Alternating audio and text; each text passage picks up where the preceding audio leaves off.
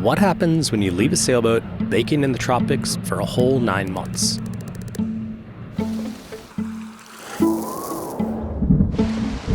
Definitely feels like we're back in French Polynesia because it's humid. Ugh. We're just gonna go check out Delos. Here we go, 9 months. See what the damage is like. Boatyards are always a very interesting place. There's so many boats and they have so many stories. And you wonder if they'll ever sail again.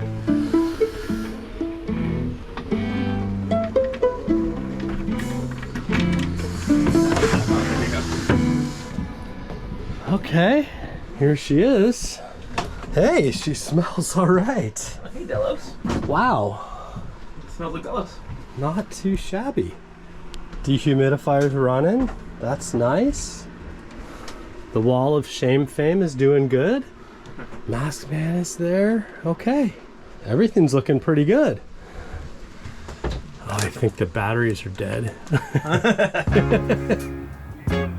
How does it feel to be home, Brian? It just feels amazing to come home.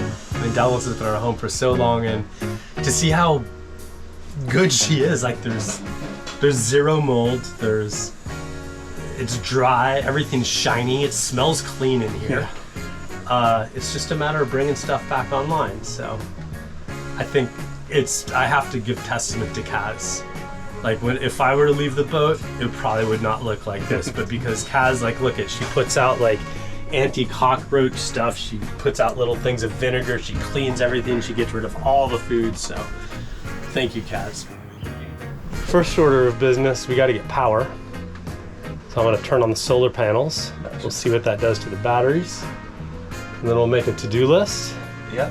Prioritize it. Yep. And then we'll just start hitting it. Even though I'm here in French Polynesia in paradise, I still need to do boring, normal, everyday things like pay bills, pay taxes, and everything else.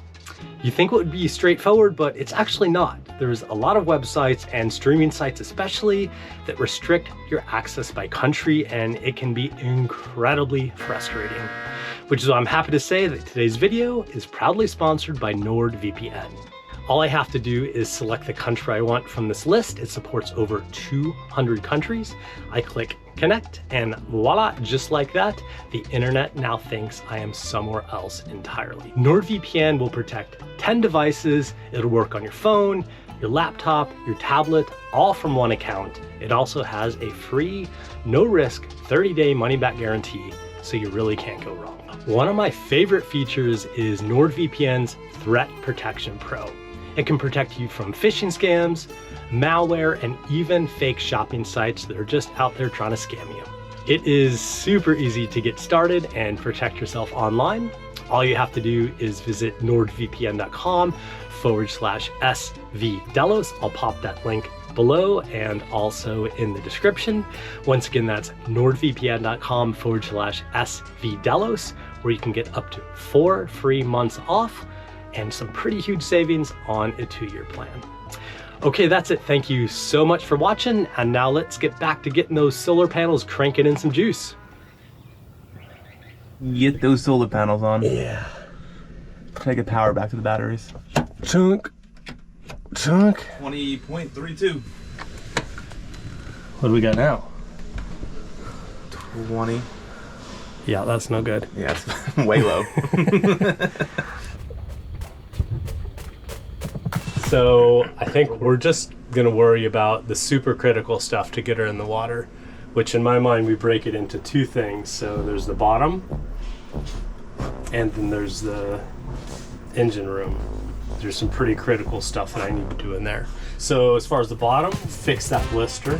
We gotta do a quick sand, a quick paint, service prop, service bearings, which includes changing the oil, and then we got to service the bow thruster. Engine room, okay. I've got to do the transmission. I've got to do the bonding strap, bilge pump manifold. I should replace that exhaust. Get off the boat. And that's sort of what I know about right now. I'm sure there's other stuff that's gonna pop up, but let's get to it.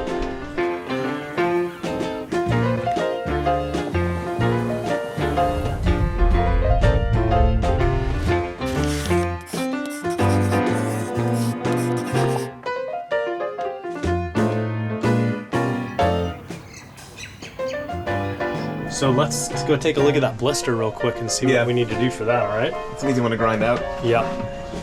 So obviously stuff like this will just rough up and paint over, but this is the problem. So this was a bubble when I left it. Yeah, and so water got in there, and so that's just nasty. So we're probably gonna need to grind back all the way to here. With a barrier coat and stuff, huh? Put another layer of barrier coat on it.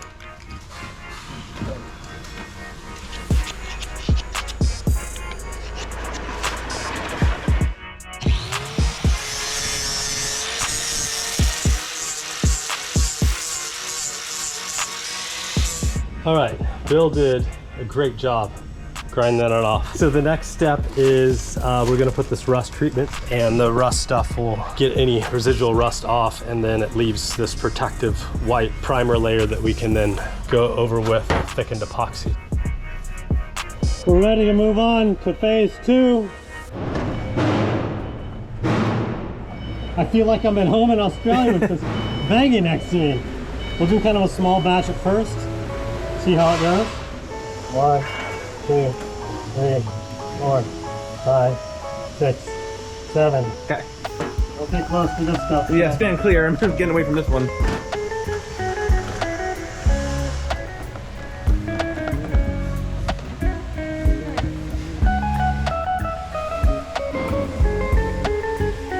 This will really bond to whatever we put in the next layer. Okay, I think Bill's got a pretty good handle on the work downstairs. And what I'm gonna do is take a look at the transmission, because that's a make or break sort of problem. We can't really go anywhere without that. So first thing I'm gonna do is I'm gonna open up the one that came in this box. We'll make sure it's the right one, because if that's not right, then there's no sense doing anything else.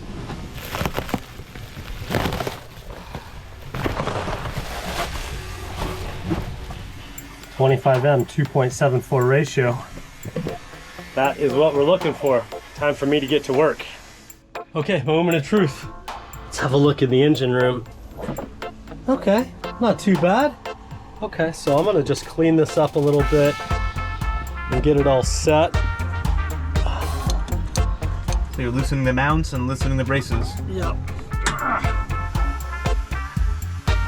There we go. Off the drive. Oh, you're my bitch now. Is that a spacer? Yeah. Gotcha, Let's bitches. get that spacer out. Now I can get the transmission out. Now it's game over.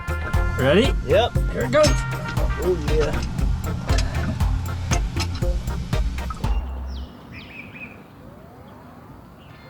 Well, I call that a successful day one. We flew all the way from Australia to Tahiti. We got power to the boat. We started fixing the bubble on the keel. I got the transmission out, and Bill started cleaning the prop. That's a pretty solid day. Yeah, we're gonna call it quits now. We're gonna go clean up, get some welcome to French Polynesia drinks.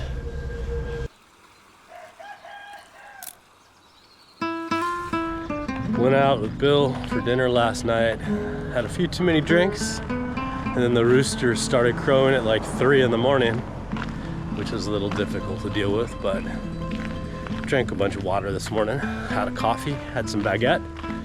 Feeling pretty good, excited to start the day. And this morning's goal is to get that transmission in, and if I can do that, then I'll be feeling pretty good.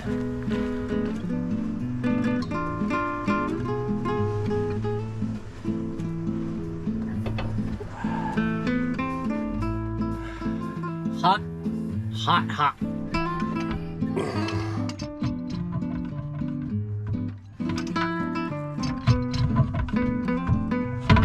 Yeah. Yes. Okay, this is good news. Let's give her a quick test. So this should be neutral, reverse, forward, back to neutral. Okay. How's it going down here, Bill? Just like a sperm. Looking pretty clean though. You must not be sanded yet. Not working too hard, obviously. So this is the original paint. The gray is the experimental paint that we put on in Annapolis. The pink is the primer for that. And then the gray under it is the barrier coat that we put on in Grenada. Okay. So there's a bunch of layers on here, and as you can see, we're having a bunch of paint adhesion problems. When you touch it, it just flanks off. And so the right way to fix this would be to blast it, like sandblast it, or sand it all the way down. But we just don't have time to do it, so we're gonna kind of do like a half-assed job. Yeah. It'll probably last another 2 years like this did, but we'll get in the water and we won't spend thousands of bucks on labor in French Polynesia. Anywhere where we're not getting good adhesion, hit it with that, and maybe try to go, I think that's good. The gray. Maybe either the pink or the gray. Okay. Maybe just a touch of pink. That's what she said.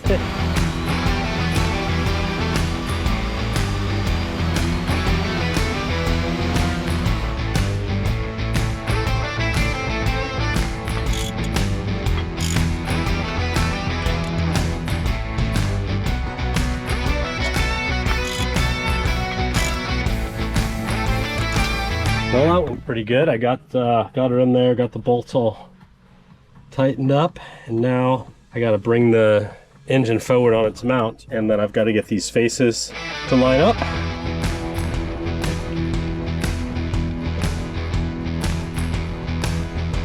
One bolt's in, 2 bolts in, 3 bolts in, boom, 4 bolts in. Sweet. Hey guys, taking a little break here to answer a very interesting Patreon question that I got the other day, and it's about lightning and aluminum boats, or metal boats in general, and it says, it's from Paul Bowling. It says, Brian, given that Delos 2 is an aluminum boat, at what stage of the construction will the design for lightning protection be addressed? It's a very interesting question, and I've been doing a lot of reading on that, both in the CE and the ABYC recommendations for lightning protection. And I think the answer to that question is it's being addressed from the very beginning because of the fact that it is an aluminum boat or a metal boat, and aluminum is very conductive to electricity, as you probably know. And so the idea is to give the lightning a clear path to ground, which in this case would be the seawater, and to do that without having specific points where the charge gets concentrated in too small of an area, so to spread it out. And if you think about an aluminum boat, it's almost like a gigantic Faraday cage. And if you can provide a clear path from the top of the mast down through the mast and then to the deck plating, instead of it exiting like a metallic through hole or the prop shaft or going into the electronics, to allow the charge to come out of the hull plates and be spread across a much larger area, and thus causing less damage. ABYC says that an alloy mast is a good conductor of lightning, as you would imagine. So you would put a single point, or like one of those others, a lightning rod type device that has multiple connections on it, I believe. You connect that to the mast, the charge comes down the mast, gets to the deck and the structure of the boat, and then from there it gets dispersed out, with the theory saying that that should help hopefully prevent a lot of the charge from going inside and damaging all of your expensive stuff. Now, all of this is very theoretical. I have heard of accounts of people getting struck in lightning boats, in fiberglass boats, and having these small areas where the charge comes out and does a lot of damage because it's very concentrated. I haven't actually heard of any accounts of people being struck in a metal boat and how they fared. I do know that some people in glass boats, they will actually take an anchor chain and they will bond it to the mast, and if there's lightning, then they throw it over, so trying to give that lightning a path to seawater that's not through the boat electronics. But it's very interesting. I'm learning about it. I am not an expert, but if anybody else out there has any real expertise or any real world knowledge especially, I would love to hear from you. Please add your comment below, and I'll be very interested to see that. So once again, thank you for sending the Patreon questions in. If you'd like to be able to converse with us, ask questions, we may or may not know the answer, but I always like to read them and do my best. Head on over to patreon.com/svdelos, and we appreciate your support. Okay, I got a lot of work to do, so I'm out of here. Bye. Okay, we're making really good progress. Bill's down there cranking away on the hull, and I've got the transmission in.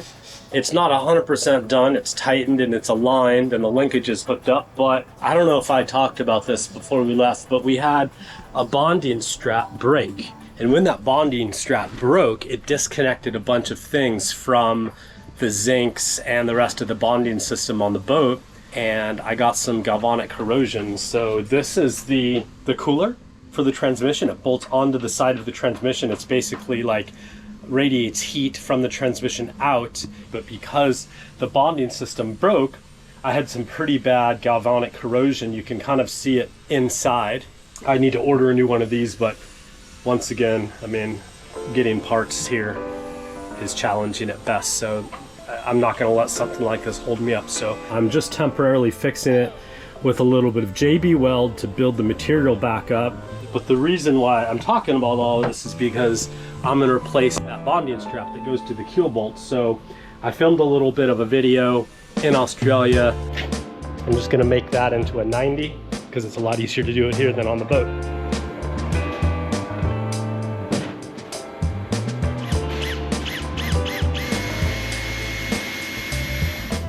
This part goes onto the keel bolt. That is where that strap needs to attach to. So I need a long arm so I can get all the way to the bottom of that, because I knew it was going to be a real pain in the butt to get down there. Wish me luck. I got to get that bolt off and then put that in there, retighten it, and then bond everything back together, and that should solve our issues. So. Oh, it's a perfect length. It's loose, but it won't stick in there, so I have an idea. Stand by.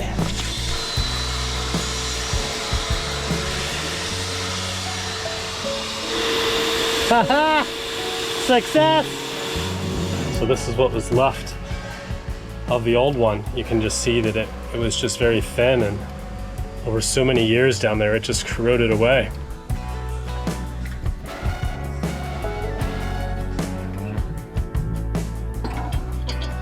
Bingo bongo! That's what the Sierra would say.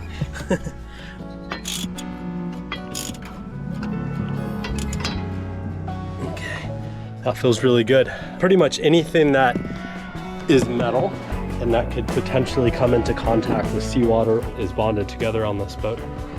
So that goes down to the keel bolt, and then this connects all the other parts of the boat, including the anodes and everything else.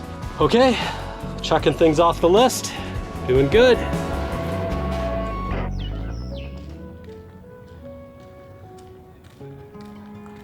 Up next on Delos. Day 3, definitely feeling it.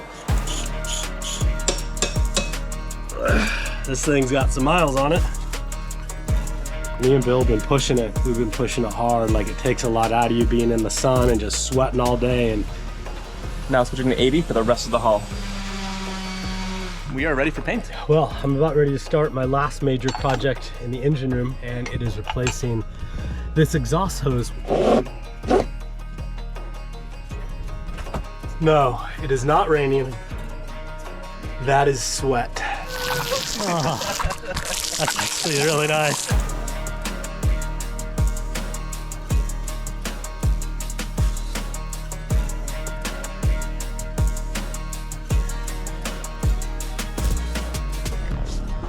Okay, here we go. Now let's get that dust off of there first. Here we don't go.